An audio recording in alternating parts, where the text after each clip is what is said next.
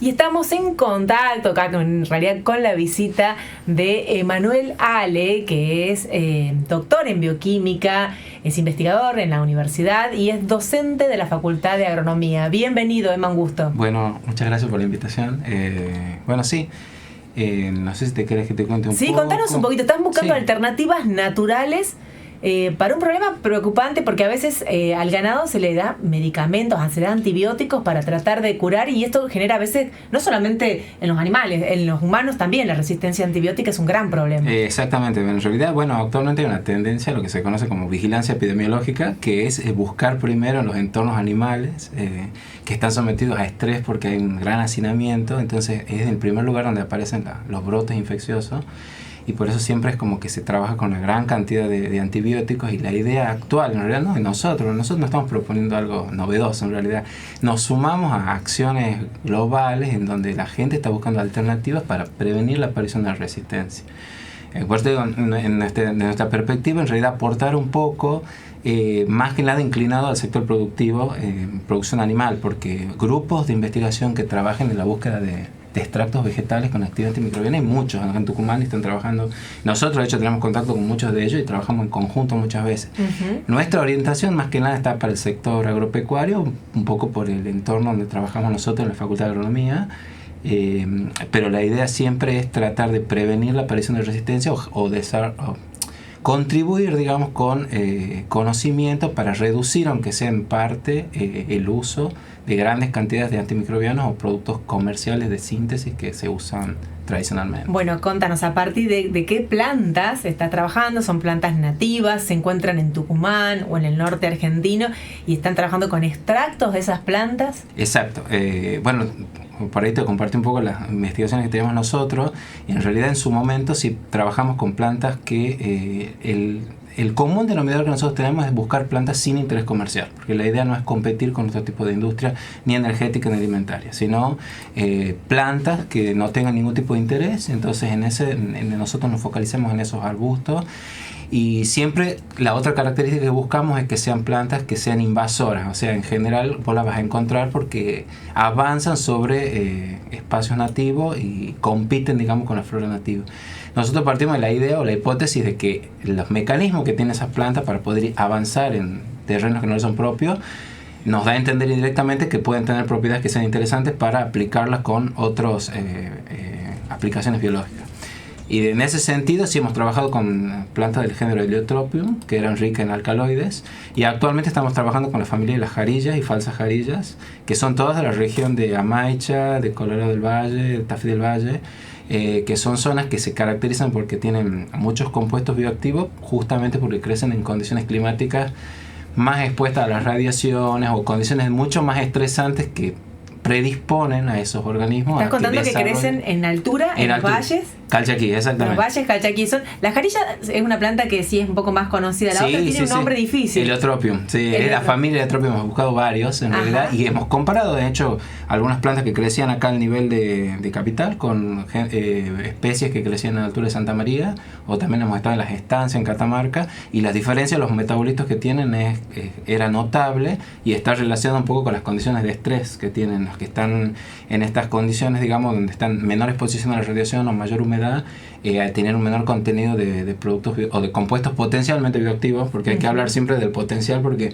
se requiere aparte de la tecnología, mucho tiempo como para hacer el aislamiento, los compuestos activos y desarrollar productos como más finos, digamos. Pero si podríamos resumirlo de alguna manera, es como encontrar en estas plantas de altura, de clima seco, encontrar propiedades bioactivas que tengan una actividad antimicrobiana, que puedan ayudar a que el ganado caprino no se enferme tanto o pueda curarse de alguna manera. En realidad apuntamos más que nada a las etapas más vulnerables, que son cuando los animales son pequeños, porque bueno, en ese momento también nos sirve mucho para el diseño de la administración, porque se son poligástricos, entonces en esos primeros meses de vida se comportan como monogástricos, como nosotros, entonces es mucho más fácil diseñar estrategias, incluso para,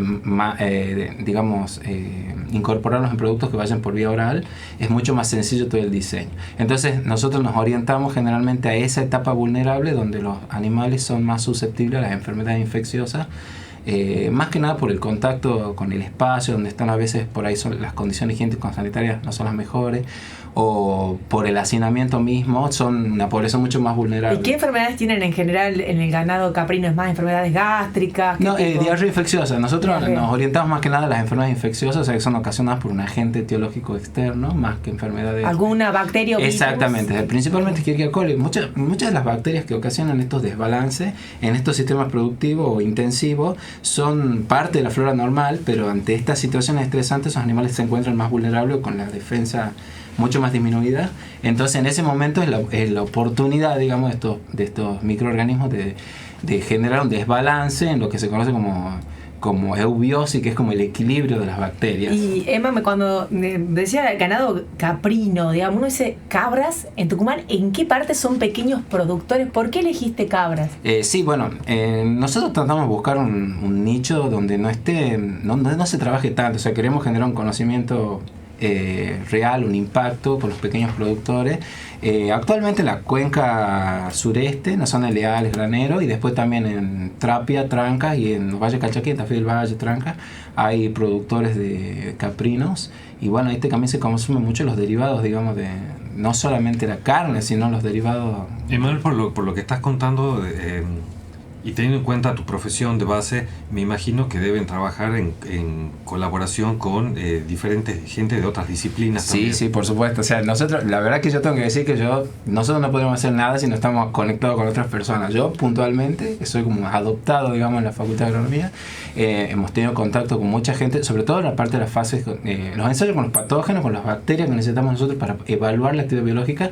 Nosotros tenemos que tener el referente, no lo teníamos. Entonces nos contactamos con gente de la Facultad de Ciencias Veterinarias de la UBA para tener los microorganismos indicadores, y a su vez cuando empezamos a hacer los ensayos en fase in vivo con animales, bueno, trabajamos ahí con el módulo caprino en el módulo de la facultad, el módulo experimental que tiene la Facultad de Agronomía, y también hemos ido a los Valles Calchaquí, bueno, por el tema de la toma de muestras, nos han alojado, nos han orientado también a dónde buscar, y bueno, obviamente gente de otra facultad, de Facultad de Bioquímica, apoyamos mucho también a la gente que trabaja en las partes de química orgánica, porque nosotros éramos nuevos, ¿no? La verdad que yo puntualmente y el equipo que estamos armando ahora es muy nuevo en toda esta área, entonces somos como... Emanuel, te escucho lo que contás sobre esto que tiene que ver con el ganado caprino, y lo que me pregunto es si estos extractos que vos están preparando, vos con tu equipo de trabajo, etcétera, que lo estás aprobando en ganado caprino, ¿puede servir para otro tipo de ganado? ¿Vacuno? No sé. Sí, o sea, en este momento nosotros hemos hecho unos primeros ensayos iniciales que sería para ver la seguridad en cuestiones de que no haya pérdida de apetito, se mantenga la curva de peso, que haya aceptabilidad, cómo lo hemos empezado a administrar. La verdad es que hemos tenido buenos resultados inicialmente, y no se descarta la posibilidad. Obviamente, lo único que uno tiene que tener en cuenta es, al escalarlo en ganado de mayor volumen, es darle mayor cantidad, digamos, de por cantidad, por unidad de peso de los animales. Y un poco ese es el entredicho cuando uno trabaja con productos naturales, el volumen bajo en el que se obtienen. Por eso nosotros particularmente trabajamos con extractos de bajo costo para poder tener disponibilidad de solventes, siempre hidroalcohólicos, que por ejemplo acá hay gran producción de etanol, entonces nos agarramos mucho de eso como para poder garantizar que podamos tener un volumen de trabajo y que sea ecoamigable también. Bueno, digo, cuando hablamos de propiedades antimicrobianas en estas plantas, ya como para irnos un poco de tu tema, ¿no? Y ampliar, ¿hace pensar que tal vez esas plantas puedan tener propiedades para la salud humana? No, sí, de hecho... Esta es una de las propiedades que uno puede estudiar, ¿sí? O sea, siempre acompañado de la antimicrobiana, está antioxidante, antiinflamatoria. Hay una serie, digamos, de un screening de actividades biológicas que uno analiza. Nosotros nos orientamos mucho a esa parte, pero por ejemplo, si nosotros decidimos dirigir ese producto por vía oral, también tenemos que considerar, aparte de citotoxicidad, actividad antioxidante y todas esas actividades que pueden también ser una actividad interesante interesante y adicional a lo que nosotros buscamos. Pero siempre se evalúa todo lo que se puede. Tenemos unas preguntas más para hacerte, pero las vamos a hacer en un ratito nada más, porque tenemos que hacer un pequeño break, un pequeño corte con noticias, y ya volvemos con Emanuel, que nos está contando acerca de un trabajo interesante con el ganado caprino.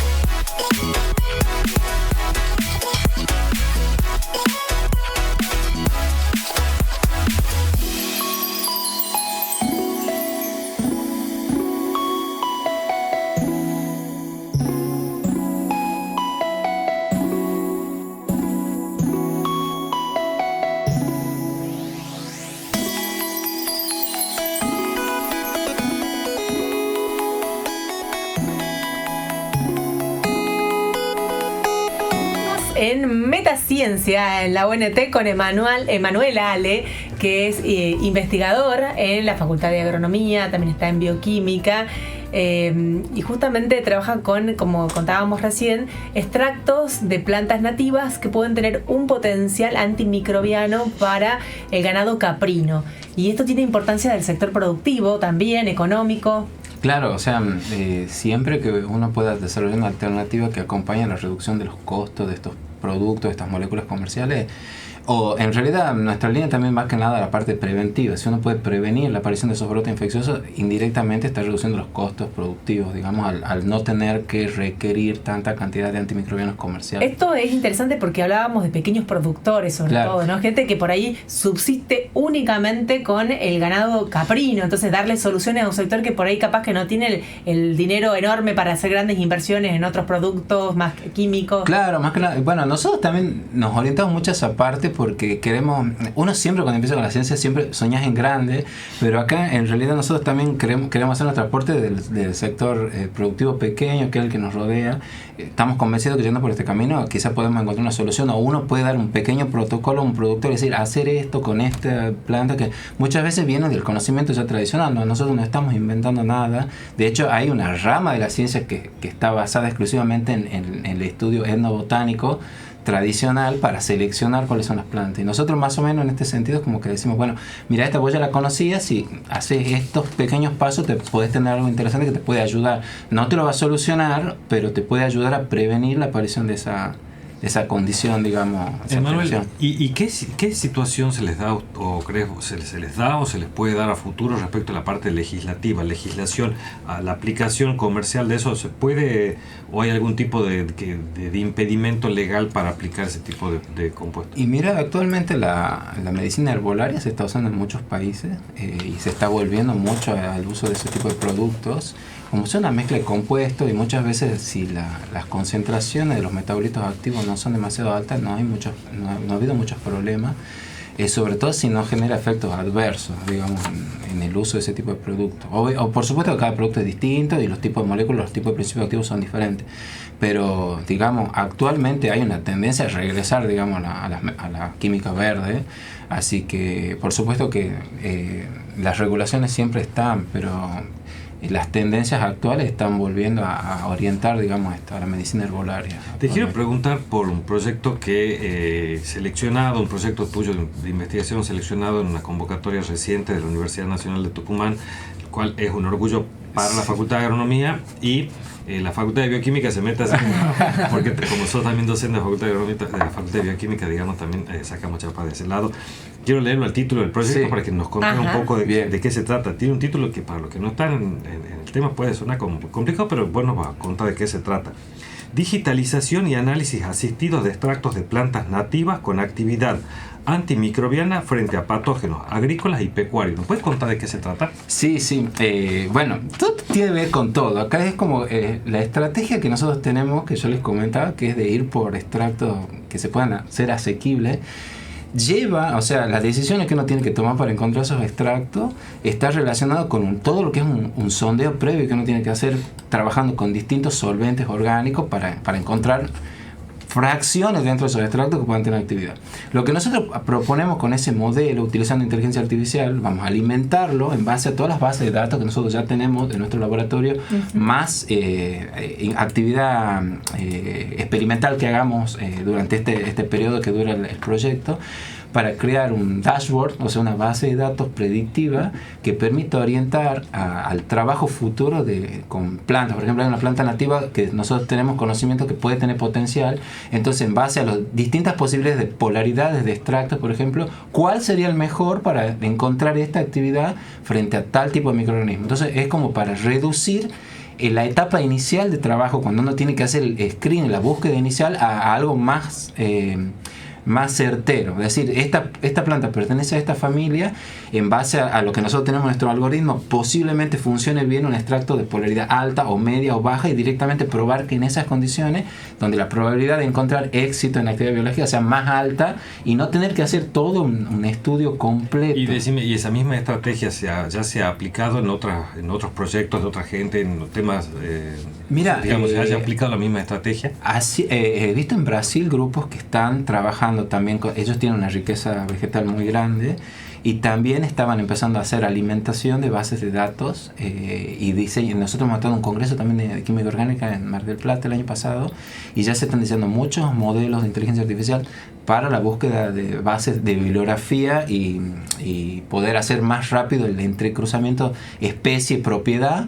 Y bueno, nosotros nos sumamos a esto ahora ya con la parte de censo biológico directamente. Mejorar una base de datos sobre los principios activos de determinadas plantas sería para que cuando uno vaya a buscar una nueva especie, directamente uno pueda saber cuáles son las mejores condiciones de trabajo para encontrar la actividad biológica. Bien. Entonces te ahorras toda la búsqueda previa con distintos solventes, o sea, reduciendo costos en definitiva y haciendo más operativo, más práctico. Perfecto. Yo te hago la última pregunta de mi parte al menos, y es algo que me había quedado antes del corte. Tenía que ver con la aplicación humana, ¿no? Si estas plantas, al tener este potencial antimicrobiano, ¿podrían aplicarse tal vez estos extractos en humanos? ¿Hay algún camino ya marcado de otros investigadores? Sí, bueno, totalmente. Nosotros no estamos metidos en esa área, pero sí, digamos, es lo que más se busca. Inicialmente siempre uno trata de buscar soluciones en la población humana, entonces hay muchos grupos de trabajo que están no solamente en la parte para el desarrollo de productos que puedan prevenir la aparición de enfermedades infecciosas cutáneas, algunos gastrointestinales. La jarilla es una, ¿no? Sí, que se está estudiando mucho para eso. Diseño de alimentos funcionales también, para dermatocosmética también, para prevenir la aparición de erupciones cutáneas. todo de manera preventiva o reducir, digamos, el impacto de los productos comerciales. Siempre la idea hay que tratar de transmitirlo es no suplantar el tratamiento tradicional, pero sí acompañar o reducir el uso de los tratamientos. Y bueno, creo que lo que está bueno es que hay como un principio de varias investigaciones en ese sentido. Entiendo que el grupo de Marina Gila es uno, que buscan encontrar estas propiedades antimicrobianas. Ya han encontrado algunas, han publicado en revistas científicas. Obviamente hay un largo camino, pero quizás ante la resistencia antibiótica, el tema de volver a lo natural, pero no obviamente a que uno solo se ponga la planta sin saber qué se está poniendo, sino en base a unos extractos ya estudiados y probados científicamente, que tal vez en algún momento puedan llegar o acompañar, como decís vos, a los tratamientos convencionales o reemplazar, quien dice más adelante, ¿no? En el mejor de los casos. Sí, lo que pasa con esto de los productos, de los compuestos ya purificados, es que llevan fases de muchas etapas para llegar a tener esas moléculas o después hacer síntesis o semisíntesis. En cambio, los extractos, como tenés una mezcla de compuestos, pueden actuar de manera sinérgica, o sea, combinada mejor, potenciando el efecto con una serie de pasos más reducidos, o sea, más rápido, con un efecto que puede ser posiblemente igual de beneficioso. Pero frente a la situación esta de la resistencia a los antibióticos, que surge temas de investigación como el de ustedes. Ahora, ¿esos compuestos naturales no pueden generar resistencia a esos compuestos naturales? Lo que pasa es que, por lo menos en el caso cuando uno trabaja con un conjunto de moléculas y pueden actuar de manera sinérgica en distintos puntos, es más difícil desarrollar múltiples mecanismos al mismo tiempo. O porque muchas veces en realidad incluso los mecanismos son de tipo físico-químico, no están diseñados para un determinado molécula señal o superficial de la bacteria, sino que muchas veces desorganiza la superficie de una bacteria porque interactúa con las cubiertas directamente. Entonces, al ser muchas veces un efecto más físico-químico, es más difícil. Pero no es imposible, obviamente. Yo creo que más que nada el éxito está dado por la sinergia y por la multiplicidad de moléculas que pueden actuar en conjunto, que es lo que muchas veces los principios basados en moléculas individuales, al atacar un único sitio de acción, promueve que los microorganismos desarrollen más un mecanismo de resistencia a ese tipo de agente. Bueno, te agradecemos muchísimo, Emma, por acompañarnos aquí en el estudio de Radio Universidad.